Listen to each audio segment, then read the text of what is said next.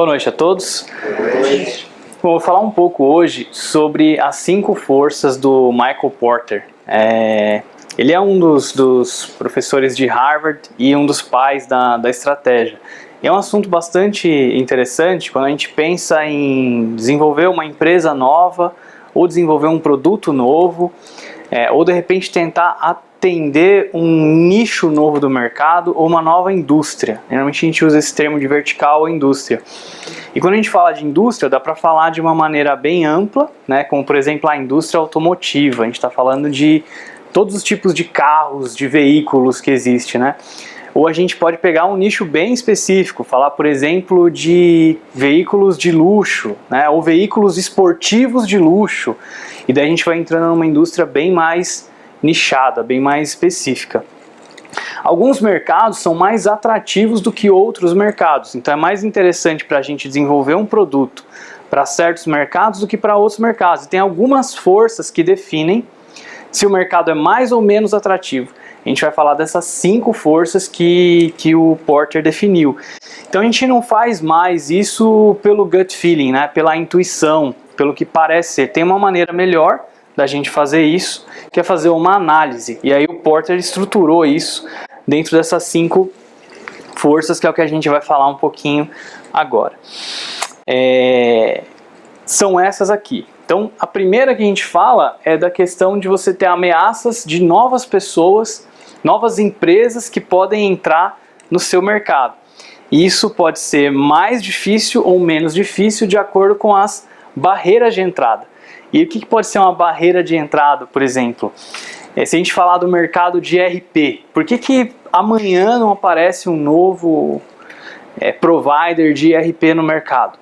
Porque o ERP tem um escopo bastante grande, demora para a gente conseguir desenvolver um ERP maduro. Então essa é uma das coisas que dificulta, tem um alto custo envolvido nisso. Agora, se a gente fosse pensar, por exemplo, por que não surge uma nova marca de carros do dia para a noite, como surgiu a Tesla lá? Porque tem uma barreira grande de capital, a gente precisa ter muito dinheiro para conseguir comprar toda a expertise necessária, máquina, fábrica, terreno, tem uma série de coisas que a gente precisa para conseguir fazer. E tem outros mercados que não tem barreira de entrada, praticamente nenhuma. Como, por exemplo, o que a gente poderia citar aí? Uma gráfica de cartões de visita, né? Sei lá, você precisa comprar uma impressora ali, que é algo que a maioria das pessoas tem condição de comprar. Então você consegue começar ali a desenvolver cartões de visita. Dependendo da indústria, essa barreira de entrada é muito alta ou essa barreira de entrada é muito baixa. Do ponto de vista do incumbente, de quem já é, né, da indústria, quanto maior a barreira de entrada, melhor. Menos chance de você ter um novo concorrente. E aí você tem o poder do fornecedor. O supplier power, então é o quanto que aquele fornecedor é forte, o quanto que ele te domina. Isso, por exemplo, a Coca-Cola, ela geralmente dividia o negócio dela em várias etapas no supply chain. Tinha algumas empresas que faziam só a parte de engarrafamento. Então só engarrafava a Coca-Cola, esse era o papel dela. Depois ela passava para um distribuidor que distribuía para o varejo, e aí o varejo vende para a gente, o supermercado, a gente leva para casa. Então o fornecedor desse cara era a Coca-Cola, que produzia o concentrado para fazer, né? Então ele tinha uma dependência total da Coca-Cola para poder fazer o produto dela, né? Se a gente pensar, por exemplo, no próprio varejo, supermercados, né, a gente tem alguns fornecedores que são muito poderosos, né? Agora, se você é o Walmart, por exemplo, você é muito maior do que os seus fornecedores muitas vezes, então você tem mais poder de barganha. Então isso influencia bastante. Quando os seus fornecedores têm muito mais poder do que você, o mercado se torna menos atrativo. Quando seus fornecedores não têm tanto poder assim, se torna mais atrativo. E aí você tem a ameaça dos substitutos. Então muitas vezes as empresas falam assim, olha, eu não tenho concorrente, meu produto é único. Mas espera aí, se não tivesse o seu produto, o que as pessoas iam fazer, né? A gente pensar, por exemplo, em sistema de gestão, que é o nosso mercado aqui. O que as pessoas usam se não tem um ERP? Elas usam planilha. Não dá para dizer que vai ser uma solução tão inovadora, tão completa, tão inteligente, tão elegante e tudo mais. Ele vai ter uma série de outros problemas, mas é o que ele usa, né? Se a gente pensar em substituto de refrigerante, por exemplo, a gente pode falar de cerveja, pode falar de suco, pode falar de energético, pode falar de água. Então, geralmente a pessoa compra uma coisa ou compra outra coisa. Da mesma forma que a gente tem aqui o poder do fornecedor, a gente vai ter o poder de quem compra lá do outro lado. Então, quanto mais escolha, quanto mais opção de comprar ou não de você o comprador tem, menos atrativo também se torna o mercado. E aí, finalmente, aqui você tem os competidores, você tem os concorrentes. Quanto mais concorrência, mais acirrada a concorrência, menos atrativo é o mercado, especialmente se você tiver grande chance de chegar numa guerra de preço. Então, quando você chega na guerra de preço, geralmente todo mundo vai baixando o preço até que ninguém mais ganha dinheiro, até que todo mundo fica sem margem. Aí é o momento que o seu produto vira uma commodity. Então também não se torna mais interessante, né? Então, algumas perguntas que a gente pode se fazer para descobrir isso, né? Na questão de poder do comprador. Então, quanto poder tem o seu cliente, né? Quantos clientes existem? É um mercado grande? É um mercado pequeno? Você consegue contar na mão quantos clientes você pode ter se você entrar nesse mercado? Ou tem muita gente que pode ser seu cliente? Isso muda bastante, né? Como que é o market share? Como é que está distribuído o mercado? Você tem alguns concorrentes ali? Qual a fatia de cada um? Está bem distribuído ou tem algum que domina muito o mercado, né? Quantas alternativas esses possíveis clientes, se eles não comprarem de você, eles vão ter? E no caso do poder dos fornecedores, né? Quantos fornecedores você tem? Qual que é o maior? Como é que é o market share dele da mesma maneira? Quantos distintos você tem? Né? O quão direto é trocar de fornecedor? Porque tem uma coisa interessante também que é o custo de troca. Então, se a gente fala de sistema de gestão, RP, de novo, o custo de troca de um RP é muito grande. Né? Você não é tão fácil. Por exemplo, vamos falar de videogame. Você tem PlayStation, o Ismael tem o Xbox, e assim, você foi comprando jogo, ali você tem aquele monte de coisa, de repente você quer trocar de videogame do dia para a noite, você pensa muitas vezes, porque você vai perder tudo aquilo que você já comprou, tudo aquilo que você já aprendeu sobre a plataforma.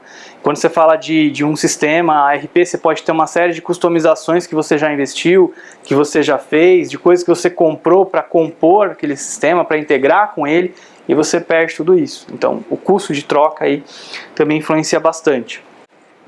E nos concorrentes, né, a mesma coisa, quantos concorrentes você tem, como é que é o market share desses concorrentes, como é que eles fazem, né, e o quão fácil é para ganhar um novo cliente. Quando a gente fala de novas entradas, muitas das coisas que a gente já discutiu antes, né, capitalização, tempo de payback, barreira de tecnologia, barreira de conhecimento, barreira de distribuição. Então, se você vai lançar uma editora nova, por exemplo, você fica muito dependente, né, de livros, você fica muito dependente de quem? Dos varejistas de livros. Quantos varejistas de livros relevantes a gente tem no Brasil, por exemplo, se a gente for pensar? Talvez eu soubesse citar 4 ou 5. Então, se você não conseguir ter um bom relacionamento com esses caras, que são as pessoas que vão levar o seu livro até o consumidor final, você tem grande chance de fracassar. Então aqui é um ponto bastante importante, você tem que ter acesso a esses caras para conseguir ser bem sucedido aí. A menos que você encontre um canal de venda direto para o consumidor, que é o que vem acontecendo hoje, né? As editoras conseguem vender pela internet, online, e-book, não precisa mais lá do varejista. Mas aí é um outro modelo de negócio. E a mesma coisa a gente tem que analisar então preços substitutos, né? Isso é uma análise que muita gente não faz. Quando a gente escuta alguém dizendo assim, meu produto é único, não tem ninguém que concorre comigo, eu estou sozinho, ele geralmente está pensando num produto que é um clone do dele, mas ele não está pensando em tudo que pode substituir o produto dele. Então vamos pensar aqui num exemplo. Tem o Mike, que é um empreendedor, ele está pensando em criar uma companhia que engarrafa água. Será que é uma boa ideia? Será que ele vai se dar bem? Será que é um mercado atrativo? Então, se a gente usar a análise do Porter para pensar nisso, né, a primeira coisa que a gente vai fazer é analisar o buyer power. Então, primeiro ele identifica quem que é esse comprador, né? Então, ele, no caso dele, se ele é o cara que engarrafa a água, ele provavelmente não vai vender direto para o Ismael beber a água, ele vai vender para um varejista primeiro, né? Então ele descobre que 80% das vendas de água, aqui tem um supermercado, uma rede de supermercado é responsável por 80% das vendas de água no país dele, né? No caso aqui, o Mike mora no Reino Unido. E 20% do resto está dividido em centenas de varejistas. Então isso significa, a primeira coisa que a gente consegue descobrir aqui é, se eu consigo fechar com esse cara dos 80%, muito bom. Se eu não consigo, eu tenho que conseguir fechar com centenas para conseguir chegar a 20% do mercado. Então, a primeira coisa que ele descobriu aí. Depois, como é que funciona a questão dos fornecedores? Onde é que ele vai conseguir pegar? O que ele vai precisar? Ele vai precisar das pessoas que vão trabalhar para ele, vão fornecer o serviço, o trabalho. Vai precisar do cara do plástico, vai precisar da empresa de transportes também, né? Então, como um pequeno, né, negócio, ele descobre que ele vai ter pouco poder ali de barganha, né? Então, todo mundo são empresas multinacionais ali com quem ele pequenininho vai ter que negociar. Então, perto desses multinacionais, ele tem pouquíssimo poder. Porém, na questão de trabalho, ele tem a vantagem de poder localizar a empresa dele em lugares que a taxa de desemprego é muito alta, e daí ele pode conseguir pagar salários interessantes ali e ter vantagem em relação aos concorrentes. E daí ele vai olhar, então, quem mais que vende água, quem mais que faz esse trabalho além de mim. Então ele descobre que tem 30 fornecedores de água somente no Reino Unido, descobre que 60% do mercado está na mão de 3 grandes empresas, né? Ele descobre que os caras têm, os varejistas têm pequenos estoques e que a natureza do produto significa que os consumidores trocam muito fácil. Então você não fica fiel a uma marca de água, assim, eu só bebo água se a água for da marca tal, senão eu não bebo água, não vou ficar com sede. As pessoas não têm essa fidelidade tão grande com a água, assim, ele descobre isso. E como é que funciona então para entrar? É muito fácil de entrar, porque o nível de competição, né, mostra que é fácil de entrar nesse mercado. Fácil de você ser um novo concorrente, fácil de você começar a fazer sua própria operação de distribuição de água. Ele descobre que os custos iniciais são um pouco altos, relativamente altos, né, e que ele precisa ter uma fonte, né, para poder engarrafar a água. Então tem um nível alto aí de chance de novas pessoas entrarem no mercado.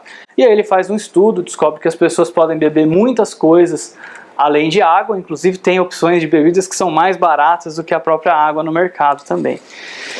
E aí ele aprende uma série de coisas, né? Aqui não significa que porque tem uma série de coisas que tornam esse mercado pouco atrativo que ele não deve entrar, mas agora consciente dessas coisas todas, ele vai se preparar muito melhor para ser bem sucedido nesse mercado. Então essa que é a ideia, sempre que a gente vai pensar em entrar num mercado novo, a gente tem que começar a pensar nessas coisas. Então se quiserem saber mais, vale a pena procurar sobre as 5 forças do Potter, tem vários livros de estratégia que ele escreveu, é um cara que vale muito a pena ser lido.